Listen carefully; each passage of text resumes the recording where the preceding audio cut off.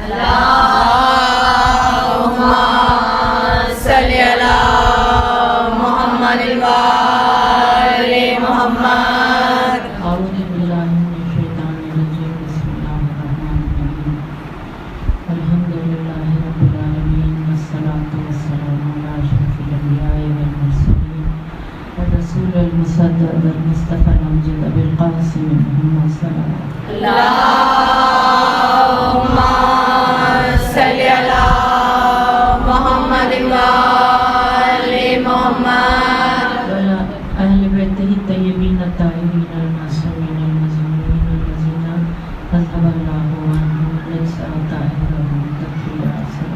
اللهم صل علی محمد وآل محمد.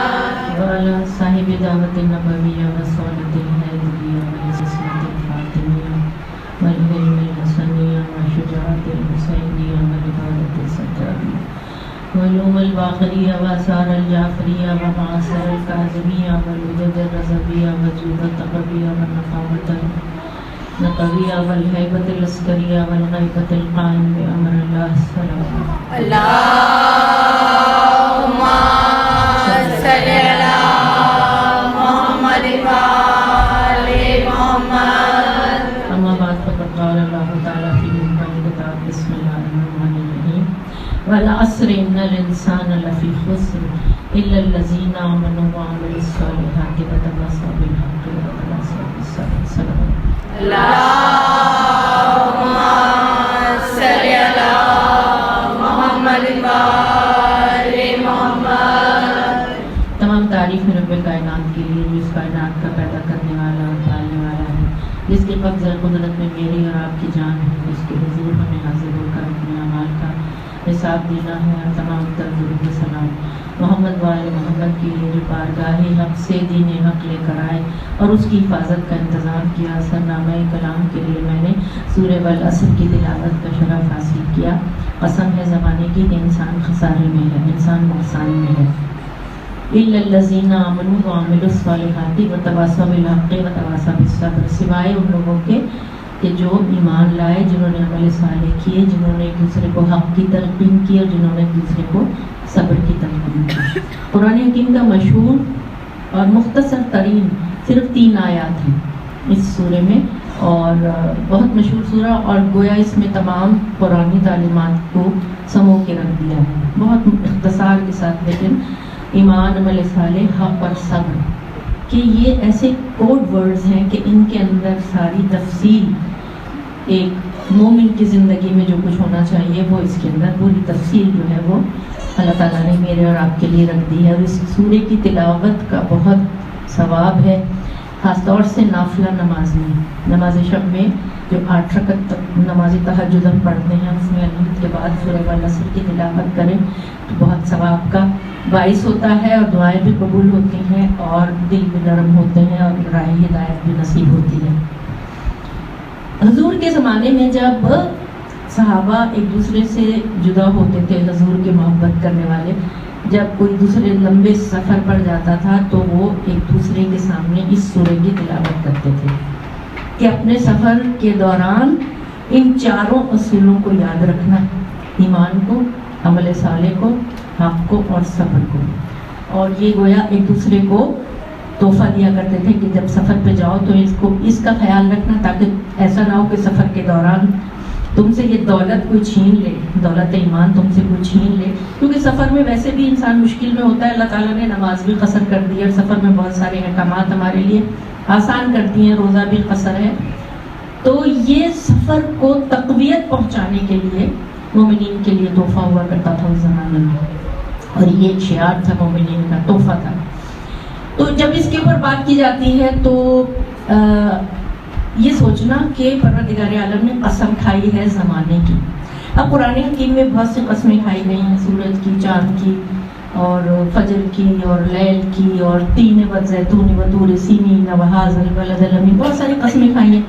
اب سوال یہ پیدا ہوتا ہے پروردگار عالم کو قسم کھانے کی ہرگز ضرورت نہیں. پروردگار عالم کی ہر بات ظاہر ہے وہ سب سے اعلیٰ ترین وجود ذات واجب جو اس دنیا میں ہے وہ پروردگار عالم. ہم قسم کھاتے ہیں اپنی بات کو اپنی بات میں اعتبار اور وزن پیدا کرنے کے لیے کہ جو کوئی ہماری بات یقین نہیں کرتا, لیکن اللہ کو ضرورت نہیں ہے قسم کھانے کی.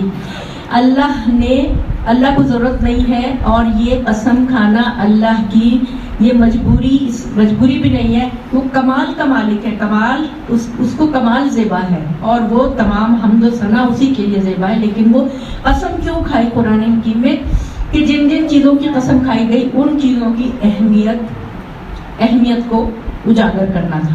سورج کی قسم, چاند کی قسم, اور وہ حاضل بلد الامین مکہ کے شہر کی قسم جو کہ امن کا شہر ہے, اور 3 زیتون کی کہ وہ زیتون اور جو انجیر ہے وہ بہت آپ کی صحت کے لیے, میری اور آپ کی صحت کے لیے. زیتون میں 76 بیماریوں کا علاج اور 70 بیماریوں سے شفا موجود ہے. انجیر بھی صحت کا خزانہ ہے.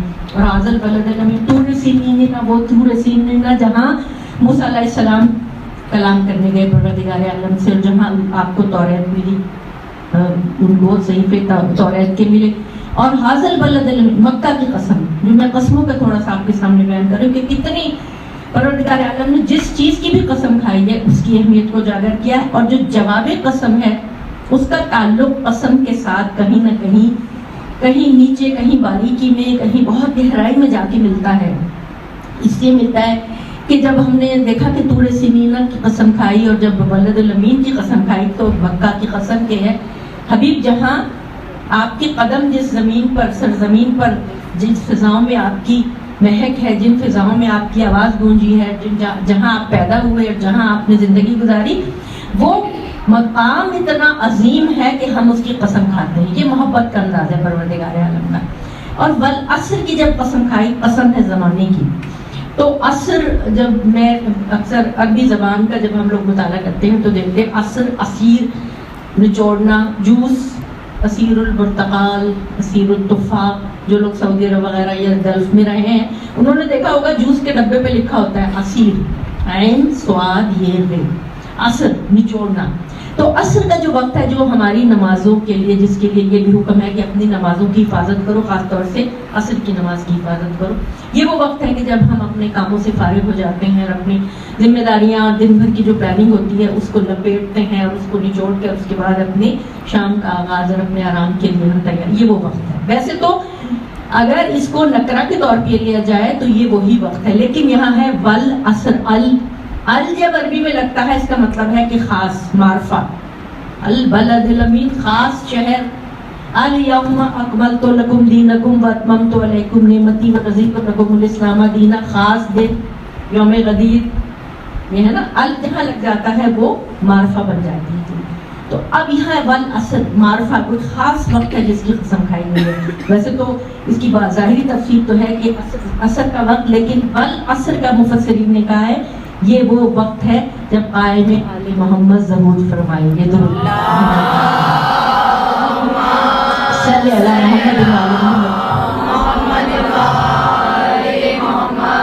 گویا ہمارا آپ کا زمانہ والعصر, یہ زمانہ آخر کہلاتا ہے. بہت ساری نشانیاں پوری ہو چکی ہیں, بہت ساری نشانیاں سامنے آ رہی ہیں. تیزی سے بدلتے ہوئے حالات, دنیا صبح دوپہر شام طرح طرح کی تبدیلیاں دنیا کروٹیں لے رہی ہے, اور وہ نشانیاں پوری ہو رہی ہیں ہمارے سامنے.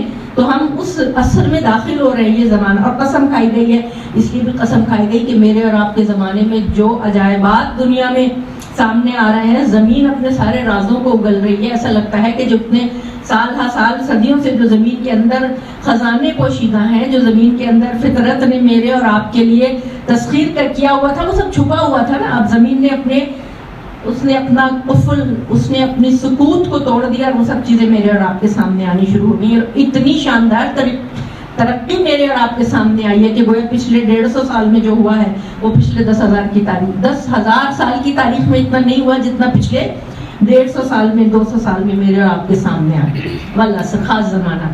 اور یہ وہ زمانہ بہت اچھا زمانہ, علوم کے کھلنے کا زمانہ, کہ فرمایا میرے امام نے کہ ہمارے زمانے تک علوم کے 27 درجے ہیں, اور ہمارے زمانے تک یعنی چھٹے امام کے زمانے تک جب اتنا علم کو مولا نے فروغ دیا تھا کہ مولا کو وقت بھی ملا تھا, آپ نے یونیورسٹی بنائی تھی, جامعہ بنائی تھی, جس میں ایسے عظیم الشان شاگرد پیدا کیے, وہ علماء پیدا کیے کہ جنہوں نے نقشہ بدل دیا، جن کی ریسرچ اور جن کی کتابوں کی بنیاد پر یورپ نے یہ ساری ترقیاں جو ہیں یہ ان کی بنیاد مسلمان سائنسدانوں کی بنیاد پر انہوں نے اتنا علم اور وہ سب کچھ کیا. پھر بھی فرمایا کہ علم کے 27 درجے ہیں اور صرف 2 درجے ابھی تک کھلے ہیں، بقیہ 25 درجے ہمارے قائم کے زمانے میں کھلے گئے.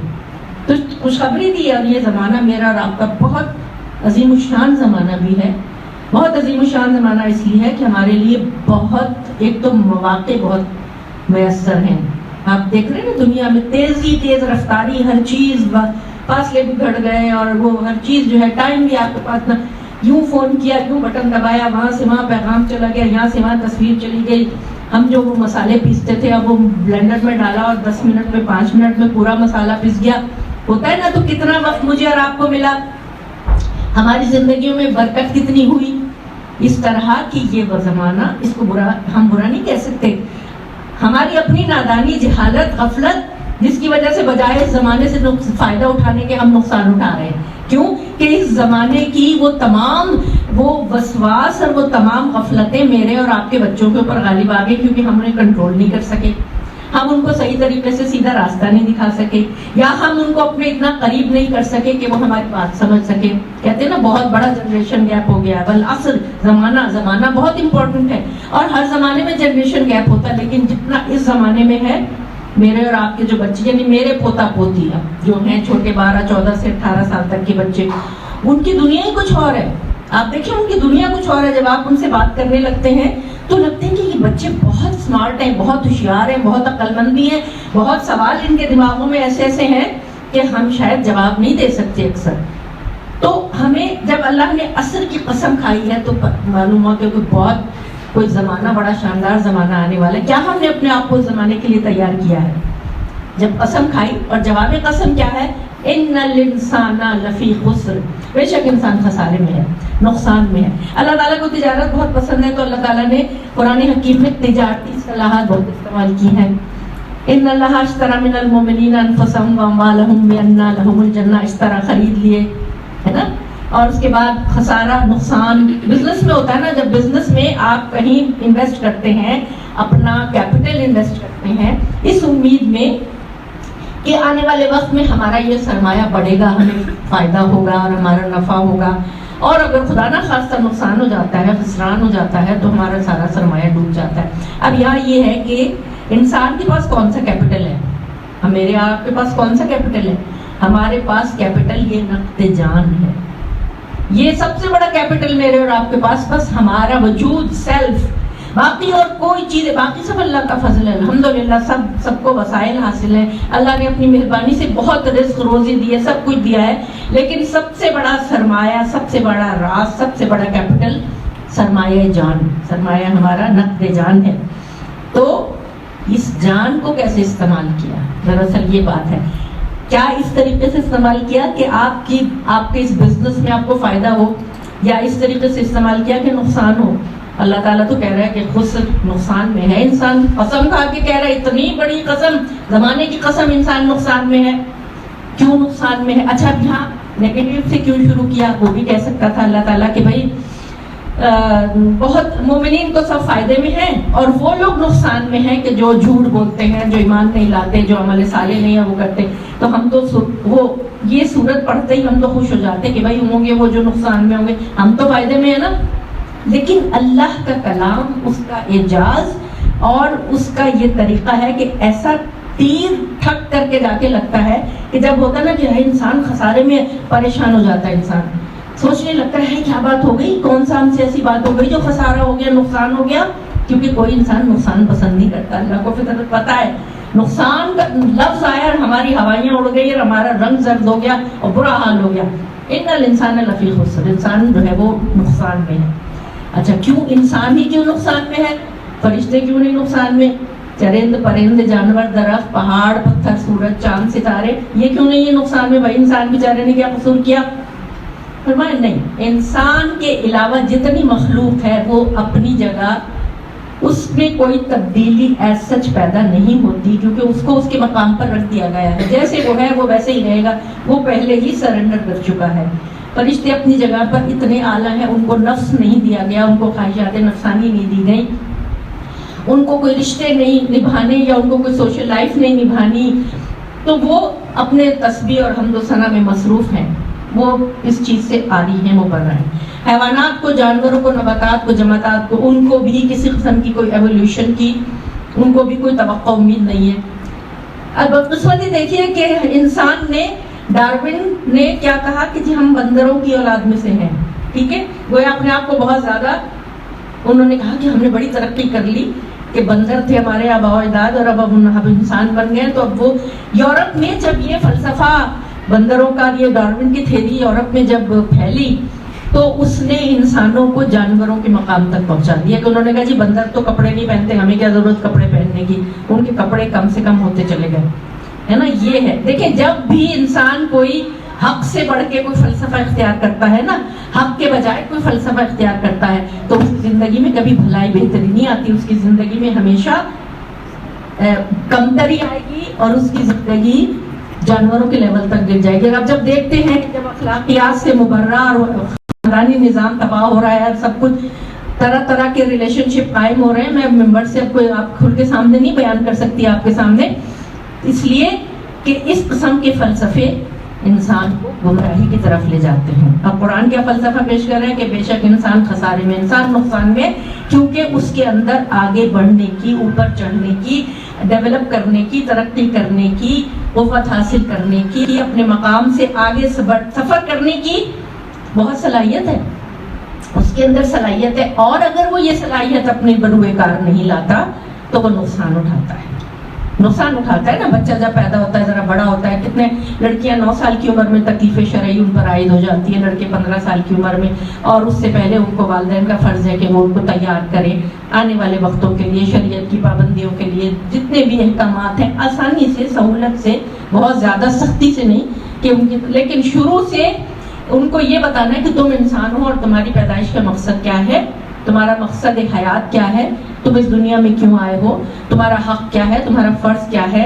عبادات کیسے انجام دینی ہے، طہارت کے کیا احکامات ہیں، اخلاقیات کیا ہیں، بیہیویئر کیسا ہے، کس طرح ملنا ہے، لین دین کیسے کرنا ہے، سچ اور جھوٹ کے معیار بتانے ہیں، ملنے جلنے کے معیار بتانے ہیں، دیانتداری کے، ایمانداری کے، اخلاقیات کے سارے معیار بچوں کو بتانے ہیں نا، تاکہ ان کو یہ بتائیں کہ تم جو ابھی جو تمہارا وجود ہے، جب تم آگے بڑھو، جوانی کی عمر کو پہنچو اور زیادہ آگے جاؤ تو تم نفع حاصل کرو، نہ یہ کہ تمہارا یہ وجود بھی نقصان میں چلا جائے، اخلاق تباہ ہو جائے، عادات بگڑ جائے، بری عادات خدا نہ خواستہ انسان کے اندر پیدا ہو جائے، تو وہ تو اس کی نقصان ہو گیا نا، اس کا وہ خسر ہو گیا۔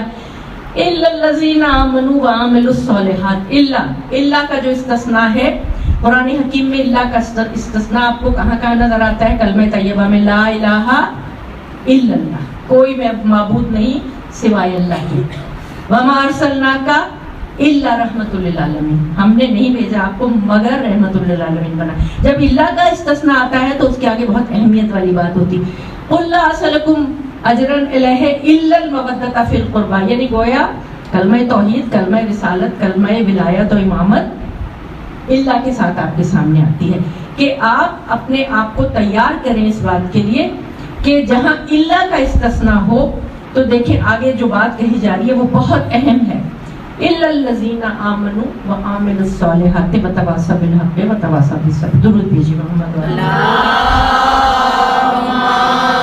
صلی علی محمد وآل محمد۔ ہم ہو گئے خود ساختہ راہوں کے مسافر، ہم نے خود ہی اپنی بنا لی ہے نا ساری من گھڑت چیزیں، ہم ہو گئے خود ساختہ راہوں کے مسافر، مخلوق کو خالق کی ہدایات ہیں کچھ اور، مخلوق کو خالق کی ہدایات ہیں کچھ اور، جب کوئی تمنا نہیں باقی رہے دل میں، وہ راہ محبت کے مقامات ہیں کچھ اور۔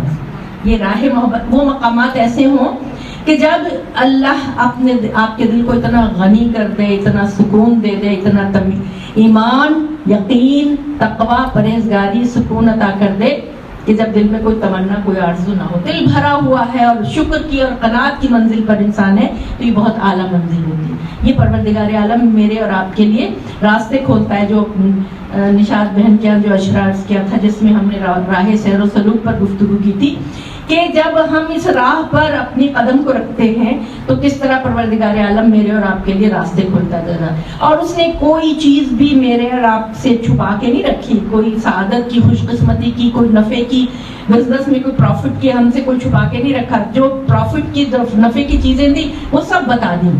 اب مختصر یہ کہ کیا ہے، ایمان ہے، عمل صالح ہے، حق ہے، حق کی تلقین، صبر کی تلقین. ایمان کیا چیز ہے؟ ایمان بنیادی عنصر آمنوا وعملوا الصالحات. سورہ نحل کی آیت نمبر 97، من عمل صالحا من ذکر او انثى. سورہ نحل آیت 97، من عمل صالحا من ذکر او انثى وهو مؤمن فلنحيينه حیاتا طیبۃ. جس نے نیک عمل کیا، چاہے وہ مرد ہو یا عورت، وهو مؤمن، اور وہ مومن بھی ہو، ہم اس کو حیات طیبہ عطا کریں گے. حیات طیبہ گویا اس دنیا میں پاکیزہ زندگی، بہت پاکیزہ زندگی کہ جو دوسروں کے لیے بھی قابل تقلید ہو، جو دوسروں کے لیے بھی خوشی اور سکون کا باعث ہو، اور آپ کے لیے اپنے لیے بھی عزت کا اور افتخار کا اور آپ کی سرخروئی کا باعث ہو کہ جہاں آپ جائیں کہ حیات طیبہ کا مالک ہو تو آپ کو بھی خوشی اور اطمینان ملے، چاہے عورت ہو یا مرد. ایک بات اور یاد رکھیے، ہمارے معاشرے میں یہ مردوں کا معاشرہ، بہت سارے اصول سب کچھ مردوں نے بنائے ہیں اپنی اس کے لیے. مجھے اس پہ کوئی شکوہ شکایت نہیں ہے، ضرور بنائے ہوں گے، اور اپنے آپ کو برتر و بالا بھی بڑے ہیں ہم، ہمارے یہ سب زیر نہیں رہے. یہ ہے نا معاشرے میں، ہمارے معاشرے میں ہندوؤں کے زیر اثر اور اس قسم کی باتیں ہیں. لیکن قرآن نے تو کہہ دیا من ذکر او انثی، چاہے مرد ہو یا عورت ہو، جس نے بھی عمل صالح انجام دیا اور وہ مومن ہے، مومن مرد اور مومن عورت ہے، ہم اس کو حیات طیبہ دکھائیں گے، ہم اس کو پاکیزہ زندگی عطا کریں گے. اور یہی آیت آگے جا کے کہتی ہے کہ ہم اس کو بہترین اجر آخرت میں عطا کریں گے. لنجزینہم، ان کو بہترین اجر آخرت میں عطا کریں گے. ایمان بنیادی چیز. شروع ہی سورہ بقرہ جب ہوتی ہے، الف لام میم ذالک الکتاب لا ریب فیہ ھدی للمتقین الذین یؤمنون بالغیب ویقیمون الصلاۃ ومما رزقناہم ينفقون والذین یؤمنون بما انزل الیک وما انزل من قبلک وبالآخرۃ ھم یوقنون اولئک علی ھدی من ربہم واولئک ھم المفلحون. ایمان کس چیز پر ایمان؟ اس میں سب چیز آ گئی کہ یہ کتاب تو ہدایت ہے ان لوگوں کے لیے جو متقین ہیں. متقین کون ہے؟ جن کے دل میں اللہ کا تقویٰ ہے، اللہ کی محبت ہے. تقویٰ کوئی خوفناک چیز نہیں ہے. اللہ سے ڈرنا کوئی خدا نہ خواستہ ایسا نہیں ہے کہ کسی ڈرانی چیز سے ڈرا جائے، نہیں. اس سے ایسا خیال اور ایسا لحاظ اور ایسا ادب اور ایسی عزت کہ جس سے ہم بہت زیادہ محبت کرتے ہیں، ہم اس کو ناراض کرنا نہیں چاہتے، ہم اس کی رضا اور اس کی خوشی کے خواہاں ہوتے ہیں، اور ہر کوشش اور کام ہم اس کی خوشی کے لیے کرتے ہیں. تقویٰ یہ ہے. ھدی للمتقین، ہدایت ہے متقین کے لیے. کون ہے یہ متقین؟ جو یؤمنون بالغیب، جنہوں نے خدا پر ایمان لایا، غیب، قیامت پر ایمان، حوروں پر ایمان، جنت پر ایمان، جہنم پر ایمان، آخرت پر ایمان، برزخ پر. یہ غیب میں تو سب آ گیا نا. اس کے بعد یقیمون الصلاۃ مما رزقناہم ينفقون، نماز کو قائم کرتے ہیں اور جو ہم نے رزق ان کو عطا کیا ہے اس کو اللہ کی راہ میں خرچ کرتے ہیں. وہ ہو گیا انفاق فی سبیل اللہ، جس میں ساری مالی عبادات آ گئی. نماز آ گئی، آپ کے بعد ایمان آ گیا. اس کے بعد پھر کون ہے یہ لوگ؟ یہ لوگ وہ ہیں کہ جو ہم نے تم پر، اے حبیب، جو آپ پر نازل کیا اس پر ایمان لاتے ہیں. وہ قرآن پر ایمان لاتے ہیں، آپ کے اہل بیت پر ایمان لاتے ہیں. آپ نے جگہ جگہ دیکھا نا کہ کس طرح ختمی مرتبت نے ہر موقع پر اپنے اہل بیت کی محبت، اپنے اہل بیت کی عظمت دنیا کے سامنے بیان کی، دنیا کو دکھایا، سمجھایا، بتایا کہ ان کی منزلت جو ہے وہ قرآن کی طرح ہے. یہ سفینہ نوح کی طرح ہے کہ جو ان میں داخل ہو گیا اس نے نجات پائی. میرے اہل بیت کی مثال. اور میرے اہل بیت حوض کوثر پر آ کر مجھ سے قرآن کے ساتھ ملیں گے، تم ان سے دونوں سے وابستہ رہنا تو تم گمراہ نہیں ہوگے جگہ جگہ. تو اولئک، آپ کے اوپر جو نازل ہوا اس پر ایمان لائے. اچھا اور کیا؟ اور آپ سے پہلے جو نبیوں پر ہم نے نازل کیا. اچھا اب اس میں تمام 1,23,999 پیغمبر بھی آ گئے، وہ تمام فرشتے بھی آ گئے جن کا تعلق ان پیغمبروں سے رہا، جو وحی بھی لے کر آئے، جو کبھی خوشخبری لائے، جو کبھی عذاب کی نوید لائے. وہ ہے پڑھتے ہیں نا ہم ابراہیم علیہ السلام کے واقعے میں، لوط علیہ السلام کے واقعے میں، حضرت مریم کے لیے کس طرح جو جبریل آئے بشارت دینے عیسیٰ علیہ السلام کی. اس سے من قبلک آپ سے پہلے جو جو نازل ہوا، تمام انبیاء پر ایمان، تمام کتابوں پر ایمان، تمام فرشتوں پر ایمان، تمام صحائف پر ایمان، اور پھر آخرت پر ایمان ہو گیا، آخرت پر ایمان ہو گیا. یہ وہ لوگ ہیں کہ جو کامیاب ہیں اور اپنے رب کی طرف سے یہ ہدایت پر ہے. ایمان کے بارے میں معصومین کی بڑی ہمارے لیے بہت گہری اور بہت ضروری اور بڑی تفصیلی ایمان کے بارے میں کہ مومن جو ہوتا ہے اس کا علم کے ساتھ مخلوط ہوتا ہے. یعنی اگر وہ عالم ہے تو ساتھ میں وہ حلیم بھی ہے. وہ ایسی جگہ جا کر بیٹھتا ہے جہاں اپنے کو نمایاں نہیں کرنا چاہتا، اور وہ خاموشی کو اپنا شعار بناتا ہے. اس کو اگر کوئی بات امانتاً بتائی جاتی ہے تو وہ کسی دوست کو بھی نہیں بتاتا، اور اگر کوئی اس کی تعریف کرتا ہے تو وہ خوفزدہ ہو جاتا ہے کہ کہیں ایسا نہ ہو میرے دل میں کوئی تکبر پیدا ہو جائے. اگر اس پر کوئی مصیبت آتی ہے تو وہ صبر کرتا ہے، اور اگر اس کو نعمتیں عطا ہوتی ہیں تو وہ شکر کرتا ہے. اور وہ لوگوں سے محبت اللہ کی خاطر کرتا ہے، دشمنی بھی اللہ کی خاطر کرتا ہے. اور وہ لوگوں کو امر بالمعروف نہی عن المنکر کرتا ہے. مددگار رہتا ہے مومنین کا، مددگار رہتا ہے انسانوں کے لیے، اور ان کی زندگیوں میں آگے بڑھ کے اپنی کوششوں سے ان کی زندگیوں کو بہتر بناتا ہے. معاشرے کے لیے مددگار ہوتا ہے، لوگوں کے لیے غریبوں کی مدد کرتا ہے، ہیلپ کرتا ہے، تکبر سے دور رہتا ہے، غرور سے دور رہتا ہے. مومنین کی بڑی خصوصیات قرآن حکیم میں بھی ہیں یہ. اور کیا کہا جناب لقمان نے کہ یہ دنیا بہت گہرا سمندر ہے. اے شخص، دنیا بہت گہرا سمندر ہے، تو تقویٰ کی کشتی اختیار کرنا. تقویٰ کی کشتی اختیار کرنا، اس کا بادبان توکل ہو، اس میں ایمان بار کیا گیا ہو، عقل اس کا ملاح ہو، چلانے والا کشتی کا، علم اس کا رہنما ہو، اور صبر اس کے اندر سوار ہو. یہ ایمان کا اور صبر کا ایسا تعلق ہے جیسے جسم کا اور سر کا، کہ صبر کے بغیر ایمان حاصل نہیں ہو سکتا، اور ایمان کے بغیر صبر نہیں کیا جا سکتا. تو جو وہ یؤمنون بالغیب، اور ان کے ساتھ جو ہے کہ وتواصوا بالحق وتواصوا بالصبر، ایمان اور صبر کا آپ کا آپس کا گہرا تعلق ہے.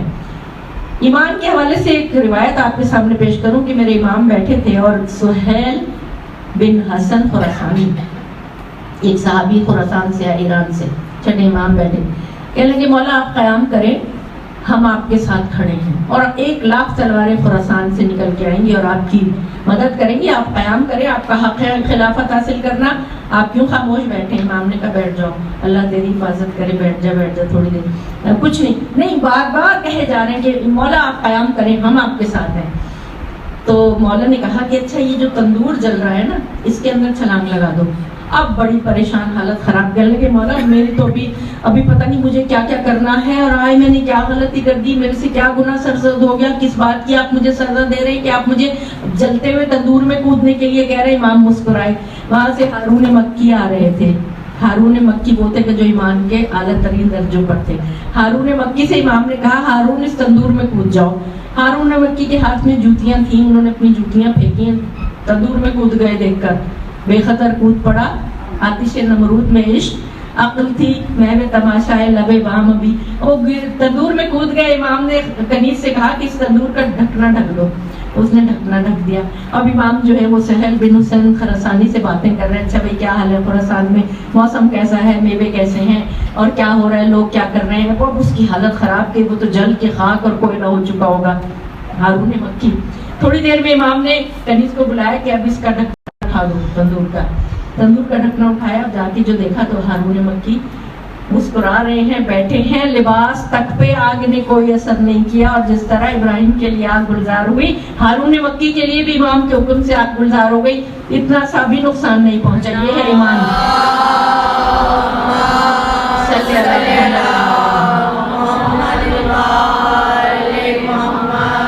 عامل الصالحات. اچھا ایمان جو ہے اس کا تعلق ہے اصول دین سے، توحید، عدل، نبوت، امامت، قیامت. ایمان کا تعلق ان سے ہے.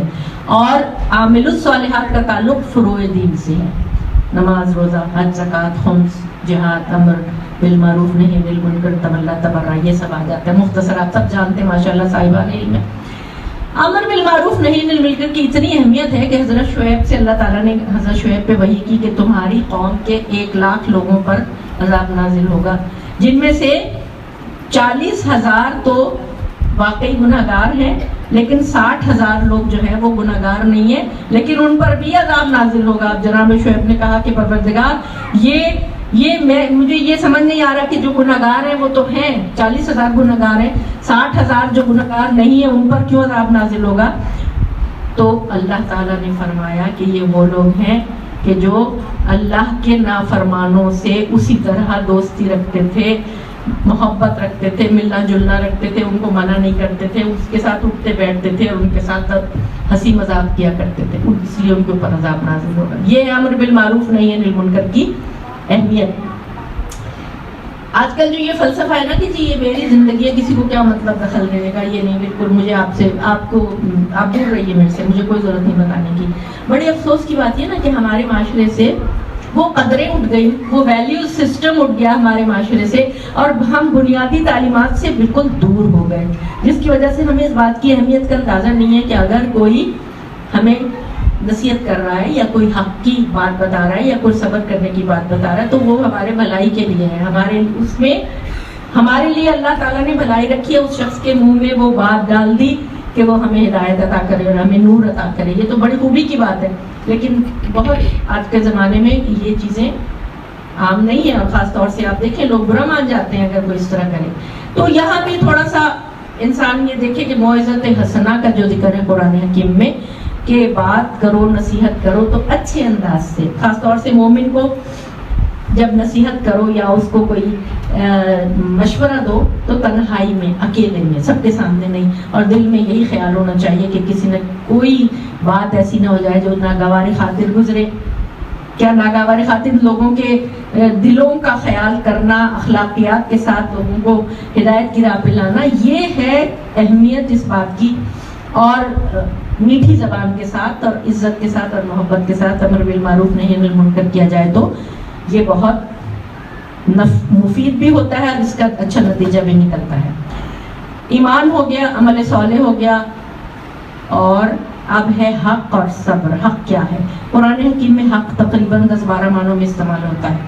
خدا، عدل، قیامت، مومن کو راہ دکھانا، غافل کی غفلت دور کرنا، یہ بھی حق میں شامل ہو جاتا ہے۔ اچھا، اور اس کے بعد جاہل کو تعلیم دینا، اور جو وقوع ہوا ہے وہ بھی حق میں شامل ہے، جو فیکٹس ہیں، جو ریالٹی ہے، جو حقیقت ہے وہ بھی حق ہے، اور عدل ہے، اور انصاف ہے، اور صبر ہے، یہ چیزیں حق میں شامل ہوتی ہیں۔ اچھا، اب یہاں ہمیں ذرا سا رک کے سوچنا ہے کہ حق ہے کیا؟ یہ نہیں ہے کہ ہر زمانے میں حق کے ساتھ بہت کثرت ہوگی یا حق کے ساتھ قلت ہوگی، نہیں، ایسا نہیں ہوتا۔ حق وہ ریالٹی ہے، وہ حقیقت ہے جو وقت کے ساتھ نہیں بدلتی، وقت کے ساتھ نہیں بدلتی۔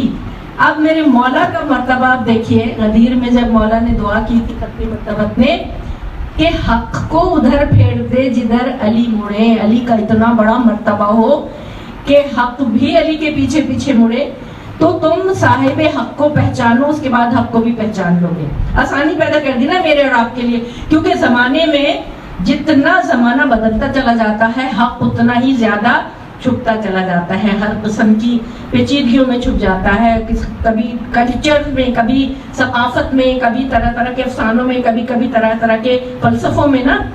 تو کیا کہا تھا میری بیوی نے کہ علی کے پیچھے اگر تم چلتے، خطبہ فتح، علی تمہیں تمام مصیبتوں سے نکال کر لے جاتے اور تمہیں امن اور امان کی وادی میں تمہیں لے جاتے۔ اور ختمی مرتبت نے فرمایا تھا اگر پوری دنیا ایک طرف جا رہی ہو، پوری دنیا ایک طرف جا رہی ہو اور علی تنہا ایک طرف جا رہے ہو، تو تم علی کے پیچھے جانا کہ علی تمہیں نجات کی راہوں پر لے کر جائیں گے۔ یہ ہے صاحب حق، یہ ہے صاحب حق۔ اور میں اور آپ تو بڑے خوش نصیب ہیں کہ ہمارے لیے تو حق کے لیے ہمارا یہ جو اتنا بڑا ادارہ، عزاداری کا ادارہ ہے جہاں یاد دہانی کرائی جاتی ہے، دن میں کئی مرتبہ ہم مجلس میں جاتے ہیں، ہمیں حق کی، صاحبان حق کی وہ کرائی جاتی ہے۔ میرے مولا کا جو خطبہ ہے، کیا تم نہیں دیکھتے حق پر عمل نہیں ہو رہا؟ اس زمانے میں 61 ہجری کا زمانہ جو تھا، بیعت کا جب مطالبہ کیا گیا تھا، بڑا تاریک زمانہ تھا کہ کسی میں ہمت نہیں تھی کہ کوئی حق کی بات بھی کرے. جو ذرا سی حق کی بات کرتا تھا اس کو تہہ تیغ کر دیا جاتا تھا، اور جو کمزور کردار کے تھے، جو بکنے والے تھے، ان کو خرید لیا جاتا تھا رشوتیں دے دے کے. میرے مولا 2 امام اس وقت، مولا حسن کو دولت کا سامنا تھا میرے مولا کو، اور دوسرے میں مولا کو جنگ کا سامنا تھا. تو دونوں اماموں نے اپنے اپنے زمانے میں ایک بیٹھ گئے، ایک کھڑے ہو گئے. اور یہ اس حدیث کے مطابق کہ یہ میرے دونوں بیٹے امام ہیں، چاہے کھڑے ہو یا بیٹھے. اس کے پیچھے یہ مصلحت ہے، کھڑے ہو یا بیٹھے، مطلب قیام کریں یا صلح کریں. یہ دونوں بیٹے امام ہیں، جس سے ہمیں یہ پتہ چلتا ہے کہ ائمہ معصومین نے اپنی تمام 11 ائمہ معصومین نے اپنی حیات طیبہ کے دوران حق کو غالب کرنے کے لیے اپنی جد و جہد کی. ہر زمانے میں کسی امام نے دعاؤں کے ذریعے حق کو غالب کیا. کہ چوتھے امام کے زمانے میں اتنا تاریک زمانہ تھا، بنی امیہ کے ظلم و ستم اتنے عام تھے کہ ان کو کسی شخص کو اجازت نہیں تھی اس قسم کی کوئی محفلیں منعقد کرتے جہاں امام درس دیتے، جہاں کوئی درس و تدریس کا سلسلہ ہوتا. نہیں، اجازت نہیں تھی. تو امام نے اپنے دونوں بیٹوں کو دعائیں تحریر کرانی. صحیفہ سجادیہ، صحیفہ کاملہ جو ہمارے پاس ہے، اس میں میری اور آپ کی تربیت کے سامان انڈائریکٹلی کہ پروردگار تم مجھے ایسا کر دے، جس کا مطلب ہے مجھے ایسا ہونا چاہیے. پروردگار میرے دوستوں کے ساتھ مجھے ایسا ہو، میرے دشمنوں کے لیے یہ ہو. پروردگار میری سرحدوں کی حفاظت کرنے والوں کے لیے یہ، جس سے مجھے اور آپ کو یہ تربیت ملتی ہے، چاہے سرحدوں کی حفاظت کرنے والے بنی امیہ کے امپلائیز کیوں نہ ہوں، ہمیں ان کی دعا کرنی ہے، ان کی سلامتی کے لیے، ان کی حفاظت کے لیے ہمیں دعا کرنی ہے. قدم قدم پہ 52 کے قریب دعائیں اس کے اندر ہیں جو آپ کو زندگی کے ہر مرحلے پہ رہنمائی عطا کرتی ہیں اور میری اور آپ کی تربیت کرتی ہیں، اور ہمیں بتاتی ہیں کہ ہمیں کس طرح کی حکمت عملی اختیار کرنی چاہیے، پریکٹیکل لائف میں ہمیں کیسے آگے بڑھنا چاہیے. کسی امام نے ولی عہدی کو بادل ناخواستہ قبول کیا اس لیے کہ اس وقت کی ضرورت یہ تھی. میرے 8ویں امام نے جب قبول کیا ہے اور ان کے ذریعے سے عزاداری کو سرکاری طور سے فروغ ملا. یہ مجلس کا جو نام ہے نا، اصطلاحی نام، یہ بھی امام نے، 8ویں امام نے. اور جب محرم کا چاند نظر آتا تھا تو عباسی خلفاء کے دربار میں مامون رشید کے ولیعہد تھے. اتنا شہنشاہ، 44 ملکوں پر حکومت تھی، پورا بہت بڑا سلطنت کا کاروبار تھا. امام اپنے دربار کے پردے سیاہ کر دیا کرتے تھے، دور دور سے لوگوں کو بلایا جاتا تھا، اور عزاداری کا آغاز اور عزاداری کو باقاعدہ فروغ دینا میرے امام نے. اسی طرح ہر امام نے اپنے زمانے میں، آج 5ویں، 6ٹھے اور 7ویں امام نے اپنے زمانے میں علم کو فروغ دے کے یونیورسٹیز قائم کر کے جو تھے وہ حق کو غالب کرنے کی کوشش کی. تو ائمہ معصومین نے حق کو غالب کرنے کی کوشش کی ہے. اور ہمارے آنے والے آخری امام جو ہیں کہ ان سے پروردگار عالم پوری دنیا میں جو ہے وہ حق کو غالب کرے گا. جیسے کہ قرآن حکیم میں بہت ساری، اس وقت میرے پاس ٹائم نہیں میں کہ آپ کے سامنے بیان کروں. قرآن حکیم نے جو کہا ہے کہ جب آخری وقت ہوگا تو حق غالب آئے گا کہ جال حق و زحق الباطل ان الباطل کانا زہوقا. حق آ گیا اور باطل بھاگ گیا، کہ بے شک باطل تو بھاگ جانے کے لیے، ختم ہو جانے کے لیے. جال حق آ گیا، وہ اس وقت حق جو ہے وہ دنیا میں غالب آئے گا. اور اس کے آثار مجھے اور آپ کو نظر آ رہے ہیں ابھی بھی. آخری جو اصل ہے، دیکھیے 4 اصول کی بات ہوئی نا، ایمان، عمل صالح، حق اور صبر. آخری اصل جو ہے وہ صبر ہے. صبر ایمان کا مرکزی نقطہ، صبر کائنات کی مرکزی تربیت گاہ. ہر چیز میں صبر آپ کو نظر آئے گا، نظام شمسی سے لے کے نظام نباتات، نظام حیوانات، پرندوں کا، درندوں کا، جانوروں کا، ہر چیز میں دیکھیں نا.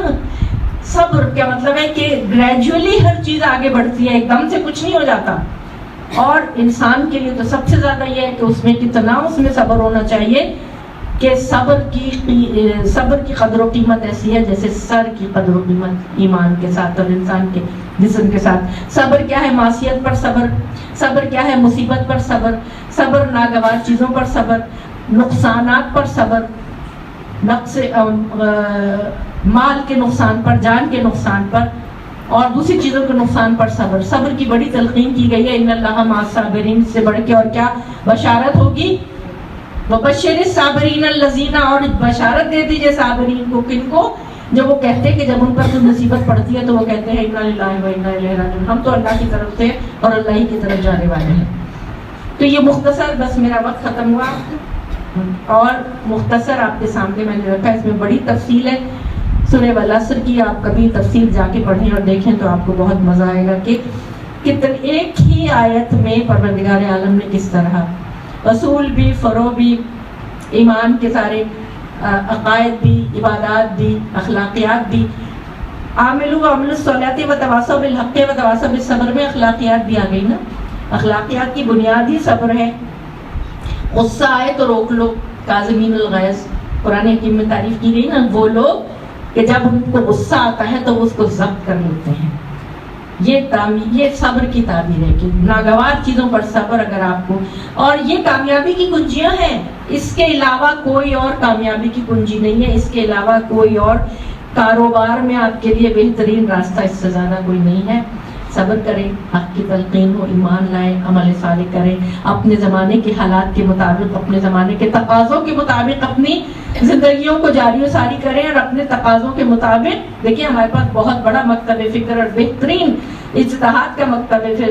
مرجع کا ہمارے جتنا مرجع، ہمارے لیٹسٹ جتنی بھی زندگی کی لیٹسٹ ضروریات ہیں یا تقاضے ہیں، ان کے مطابق قرآن حکیم سے رولنگ نکال کے، ان کے مطابق قرآن حکیم سے احکامات نکال کے میرے اور آپ کے لیے کوئی بھی مسئلہ ہوتا ہے. ہم آج کل تو بہت ہی آسانی، آپ نیٹ پہ جائیں اور آپ اپنا مسئلہ ڈالیں، یہ ہے اور آپ کو جواب آ جاتا ہے. اس سے بڑی اور کیا نعمت ہے. یہ فرش ازا، یہ ہمارا ادارہ ہے مکتب اہل بیت میرے اور آپ کے لیے تفصیل کے ساتھ. آج کے زمانے کی والعصر ان الانسان لفی خسر، آج کا وہ زمانہ جو کہ جس کی قسم کھائی گئی ہے، الحمدللہ ہمارے پاس اللہ نے بہت نعمتیں، یہ کنجیاں، یہ چابیاں رکھ دی ہیں کہ تم نقصان سے بچتے رہو اور تم فائدے میں آگے چلتے رہو. اور کیا کیا قربانیاں دی ہیں. کربلا کی قربانی میں یہ آپ کو سب کچھ نظر آ جائے گا. ایمان کی اعلیٰ ترین منزلت، کیا منزلت ہے ایمان کی کہ پروردگار اگر تیری راہ میں میرے جسم کے ٹکڑے بھی ہو جائیں تو میرا سر کسی اور کے آگے نہیں جھکے گا. ایمان کی حفاظت کے لیے فرزند رسول نے گھر کو چھوڑا، اور جب گھر کو چھوڑ رہے تھے فرشتوں کی فوج آئی تھی. مولا اجازت دیجیے کہ ہم آپ کے دشمنوں کو نیست و نابود کر دیں. فرمایا نہیں، یہ ہمارا کام ہے، تم آنا ہماری جنگ دیکھنا اور دیکھنا کہ ہم کس طرح اپنا کام کرتے ہیں. جنات کی فوج آئی تھی، کہا فرزند رسول حکم دیجیے کہ ہم ان کو تباہ و برباد کر دیں. فرمایا تھا نہیں، یہ ہم کریں گے، تم آنا، اور تمہارا بھی ایک مقام ہے، تمہارا بھی ایک مرتبہ ہے، لیکن تو یہ ہمارا کام ہے. اور عمل صالح، کیا کیا عمل صالح تھی کربلا، کس طرح میرے اور آپ کے لیے ایک عمل صالح کا میدان ہے کہ جہاں اخلاقیات بھی اپنے عروج پر نظر آتے ہیں، جہاں صلہ رحمی بھی اپنے عروج پر نظر آتی ہے. ہر کے لشکر کو پانی پلایا، پیاسے دشمن کو کہ جو دشمن گھیر کر لایا ہے کربلا میں، میرے مولا نے اس کو پانی پلایا ہے. اور کس طرح حق پر صبر کی تلقین کی ہے. آخری وقت تک میرے مولا دعوت ایمان دیتے رہے، دعوت اسلام دیتے رہے. آخری وقت تک بچے قربان ہو گئے. آخری وقت تک فوج یزید کو کہتے رہے کہ اب بھی تم جانتے ہو کہ تم کس کو قتل کر رہے ہو، تم جانتے ہو کہ میں کون ہوں. اور وہ بدبخت ایسے کہ جانتے بوجھتے تمام بنی امیہ نے اپنے دامن پر جو داغ لگایا، قیامت تک وہ داغ نہیں دھل سکے گا. اور صبر کی انتہا میرے صابر حسین، صبر کی انتہا، قتل ہوتا تھا پسر شکر کرتے تھے حسین، خونی منظر دیکھ کر شکر کرتے تھے حسین. اور صبر کی انتہا میرے مولا، میرے چوتھے امام کا صبر اگر دیکھنا ہے کہ جب لوگ پوچھتے تھے مولا سب سے زیادہ آپ کو کہاں سب سے زیادہ آپ کو غم ہوا، کہاں سب سے زیادہ آپ کو تکلیف ہوئی، فرمایا شام شام شام. میرے مولا نے کس کس منظر کے اوپر صبر کیا ہے، کیسے کیسے صبر کیا ہے.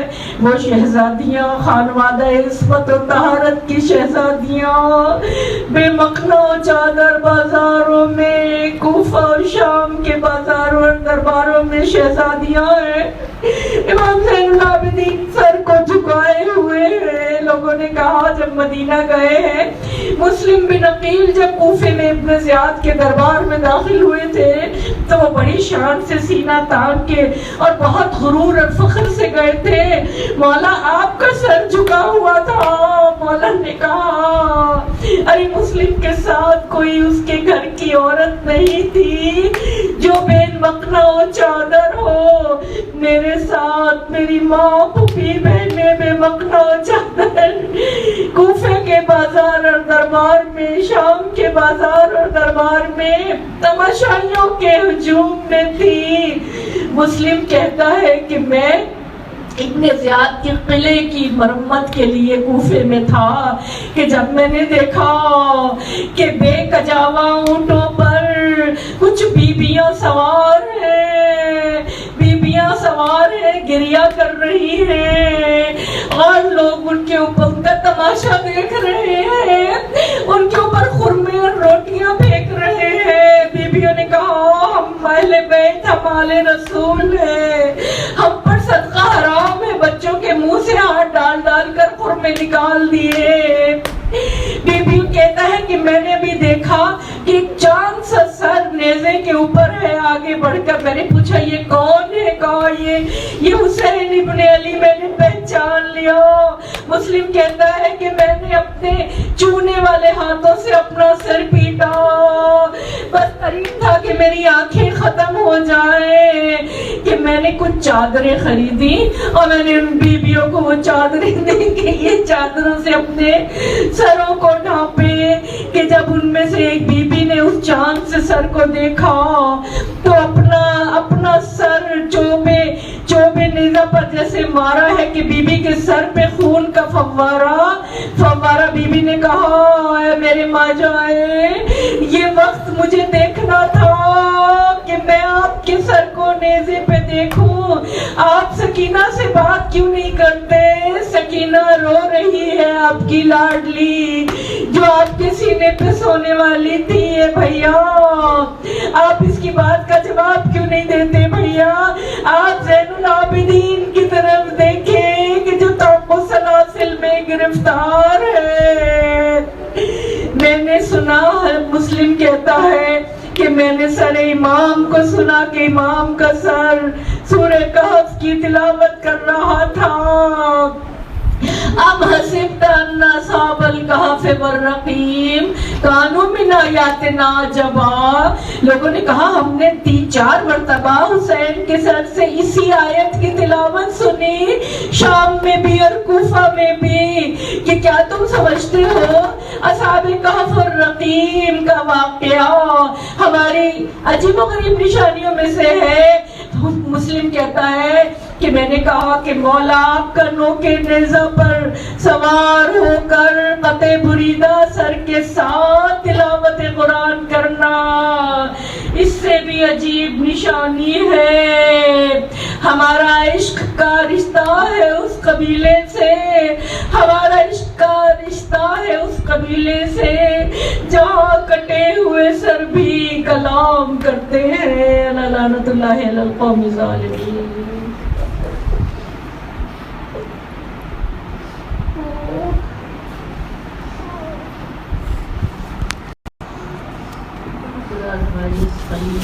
عبادت کو اپنی بارگاہ میں قبول فرمائے، ہماری توفیقات میں اضافہ کر، ہمارے ایمان کو سرن و تازہ کر، ہمارے صالح کی توفیق عطا کر، حق اور صدق پر چلنے کی توفیق عطا کر۔ فرش عزا پر بیٹھنے والوں کی بانی محفل، حاضرین محفل کی تمام شرعی حاجات کو پروردگار ہمارے جلسے جلوسوں کی حفاظت کرنا، ہماری اپنی آخری حجت کے زمن میں تاجیل فرمانا، ہمیں ان کے بعد انصار میں شامل کرنا۔ ماتم حسین۔